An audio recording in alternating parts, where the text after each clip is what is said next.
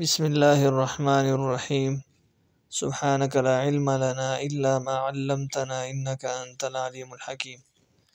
آج کی حدیث نمبر 5، الحیاء شعبۃ من الایمان، حیا ایمان کے حصوں میں سے ایک حصہ ہے۔ یہ حدیث کا ترجمہ ہے۔ فرمایا کہ حیا، اس کے متعلق قرآن میں اللہ فرماتے ان اللہ لا یستحیی ان یضرب مثلا ما بعوضة فما فوقها، کہ اللہ جل شانہ حیا نہیں فرماتے اس بات سے کہ وہ مثال بیان کرے کسی مچھر کی یا اس سے بھی نیچے کسی چیز کی۔ سمجھ میں آ گئی بات؟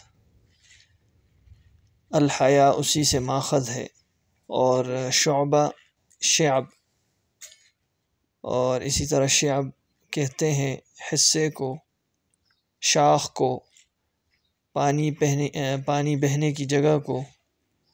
اور من الایمان یعنی ایمان، یہ من جو ہے یہ بعض یعنی بعض ایمان کے حصوں میں سے ایک حصہ ہے۔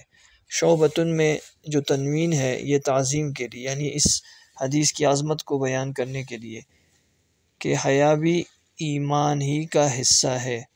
ایک اور حدیث میں آتا ہے کہ حیا اور ایمان دونوں ایک ساتھ چیزیں ہیں۔ سمجھ میں آ گئی بات؟ اور اسی طرح اس کے متعلق اور بھی احادیث ہے۔ ایک حدیث مبارکہ میں آتا ہے کہ اذا فاتک الحیا فاصنع ما شئت، کہ جب حیا ختم ہو جائے تو پھر جو چاہے گزر۔ اور یہ حیا، علامہ ابن دقاق رحمہ اللہ فرماتے ہیں کہ حیا اس کیفیت کا نام ہے کہ جو اپنے آقا کے سامنے کسی چیز کی درخواست اور طلب سے باز رکھے انسان کو، یہ حیا ہے۔ اور اس طرح جنید بغدادی رحمہ اللہ سے کسی نے پوچھا کہ حیا کے بارے میں آپ کیا جانتے ہیں؟ فرمایا کہ حیا ایسی چیز ہے کہ جو اپنے مالک کی نعمتوں کو دیکھ کر اپنی کوتاہیاں اس کو نظر آئے، کہ مالک کی نعمتیں میرے اوپر کتنی زیادہ ہیں اور میری کوتاہیاں کتنی زیادہ ہیں، تو اس پر یعنی اس کو حیا کہتے ہیں۔ اور باقی حیا، حرام کاموں میں حیا کرنا واجب ہے، جس طرح چوری ہے، زنا ہے، اور باقی قتل وغیرہ جتنی چیزیں ہیں، ان چیزوں میں اپنے آپ کو گناہوں سے بچانا یہ بھی حیا ہے، یہ بھی حیا میں آتا ہے۔ لیکن اگر آج کل دیکھا جائے تو یہ چیز سب سے زیادہ ختم ہو چکی ہے، حیا ہمارے معاشرے میں بالکل ختم ہو چکی ہے۔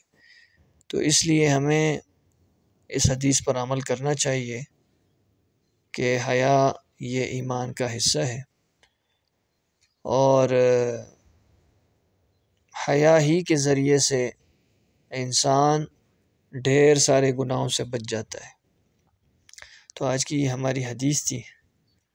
امید ہے کہ آپ کو یہ حدیث سمجھ آئی ہوگی۔ مختصر تشریح اس لیے پیش کرتا ہوں تاکہ حدیث آسانی کے ساتھ سمجھ میں آ سکے۔ اللہ پاک ہم سب کا حامی و ناصر ہو۔